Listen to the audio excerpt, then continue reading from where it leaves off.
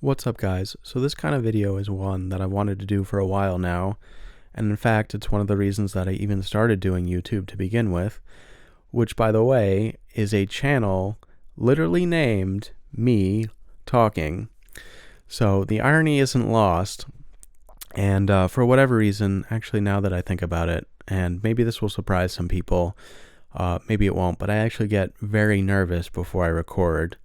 So it seems like every time I hit that record button, I just kind of freeze up and forget what I even wanted to talk about to begin with.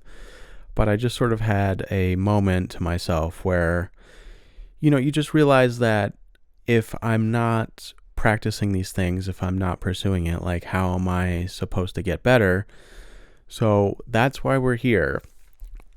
But also, it's important to me that the people that watch this channel know me as a person and not just someone that makes ASMR videos.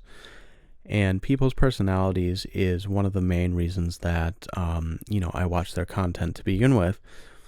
So I want to talk about something that's been on my mind for a little while now. I don't think I've mentioned it in any of my other videos, but I actually have been dating a lot recently, and it's just sucked. I mean, guys, there's no other way to say it. It's been an absolute train wreck.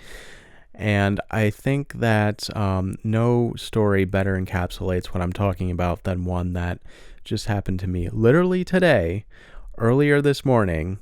So it's the afternoon now, but I've been on the dating apps. And typically the way that it goes is you'll message with someone, either you'll agree to meet up or it'll kind of fizzle out before then.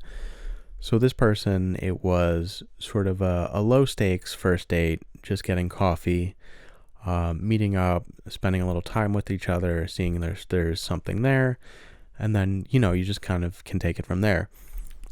So one of the things that has been incredibly frustrating is just trying to get people to meet up to begin with.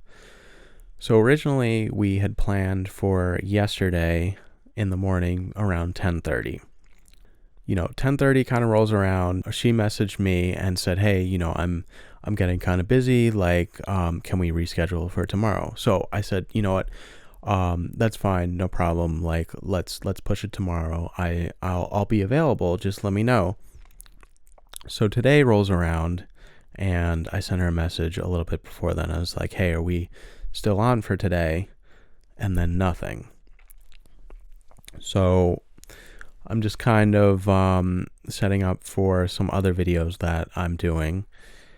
And like a couple hours later, she gets back to me. It's like, "I'm so sorry. Like, I got busy again. Like, I had to go out and do some things."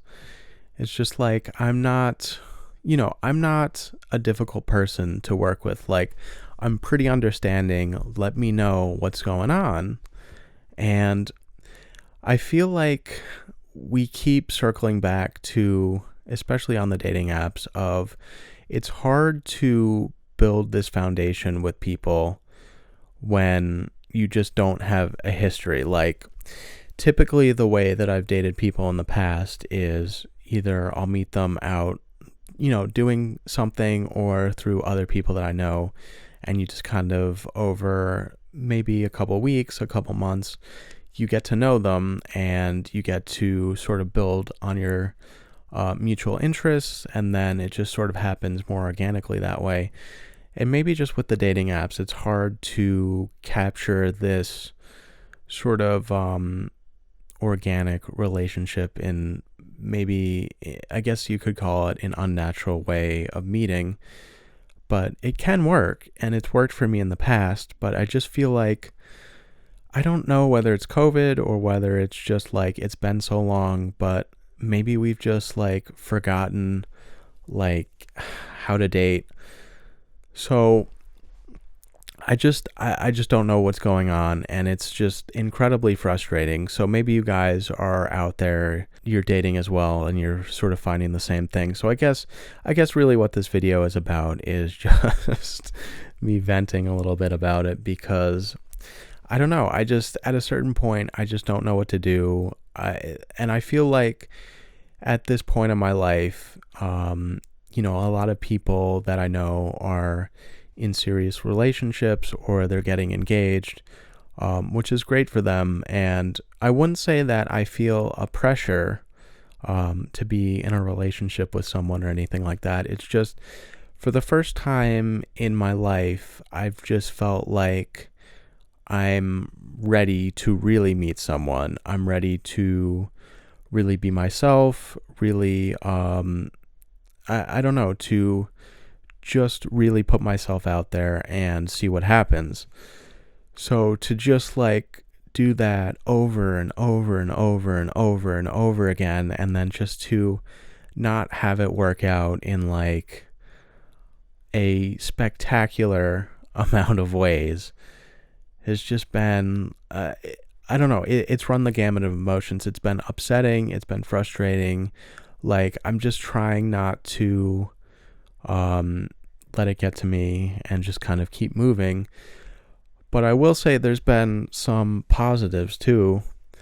As this has kept happening, maybe it's going to sound sad the way that I'll say it, but I swear it's positive. But like, it's taught me to keep lowering and lowering and lowering my expectations. And I feel like, I don't know, in some ways I feel like that's the best way, because by going in with no expectations, you're not sort of putting on that mask that maybe we do when we're younger, of sort of molding yourself in small ways to sort of fit into what other people expect of you. And I think in this way, you're the most authentic and true version of yourself. So I will say that I'm definitely proud of that, and that's something that I feel really good about is, I haven't done that. I've been 100% myself, and if it's something that I'm on board for, I tell someone exactly who I am and what they can expect from me. And that way, if it doesn't work out, I don't waste my time. And if it does work out, then these are the people that I'm looking for to begin with. So that's something that I will say that I haven't been doing in this way previously. So I do feel really good about that. But at the same time, I don't know, I've been really disappointed that things haven't worked out. But I think that in these moments, it's important to sort of capture them as they happen. So that way we can, when we do have successes, we can look back on these things and go, I can't even ever believe that I doubted in the first place. So that's kind of what this video is. And since you guys have made it this far, let me share with you my worst dating story that has happened. So a couple months ago, I matched with someone on Hinge, I believe it was. So we're chatting, we're getting to know each other. It's going very well. We've even had a couple of phone conversations where, it's been obvious that some sort of chemistry is there and that we should take it to the next step and meet up in person.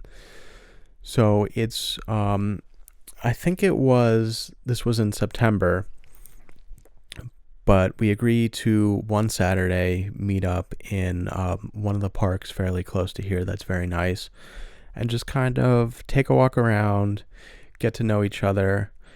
And I actually suggested that we were both into film photography, so why not, bring out our cameras, have a little photo walk, and just kind of see what happens, see if the chemistry translates from phone conversation to in person. Because I don't know if other people have experienced this, but there's something about being in person that either cements your chemistry with someone or just doesn't, and you find out that maybe the chemistry that you've had just talking doesn't translate to the real world for whatever reason. So I agreed to meet up on this one Saturday around noon. So I take the train in. I actually ended up getting there about maybe an hour early because there was a spot that I wanted to take some photos. So I thought I could just get there a little bit earlier, make sure I'm on time, and that way I could also get the photos that I want. So I do that. I sent this person a message when I was leaving. So, I get there. I still haven't heard back from her. And it starts to get a little bit later. And I sent her another message just like, hey, let me know when you're leaving, because she lived a little bit closer to the park than I do. So it starts getting later and later and later. And then finally it gets to noon when we were supposed to meet, and I'm at the park. And I sent her a message like, hey, like, I haven't heard from you. Like, just let me know what's going on. I'm here. And so finally, about maybe 10 minutes later, I give her a call, and just nothing. Goes straight to voicemail. And I don't know. It was one of those times where, I don't know. It's one of those things where I didn't do anything wrong. I just realized what had happened, that I had been ghosted in like the worst possible way. And I was just so embarrassed and hurt. And I just, nothing like that has sort of ever happened to me. And typically what we hear about is guys on dating apps ghosting people and doing this kind of behavior. I don't know. I don't think it's a guy or a girl thing. I think it's just people just ghost people, and that's how it is. And it's frustrating, but you just have to, I don't know. You can feel bad about it. Just take the time that you need to get over it. But it is what you make of it, I guess, is what I'm saying. So guys, that's what I came to talk about today. I would like to hear, if you guys are comfortable sharing it, your most embarrassing dating stories. That would definitely make me feel a little bit better. But I'll leave you with this. If you found your person, I hope you're not taking it for granted.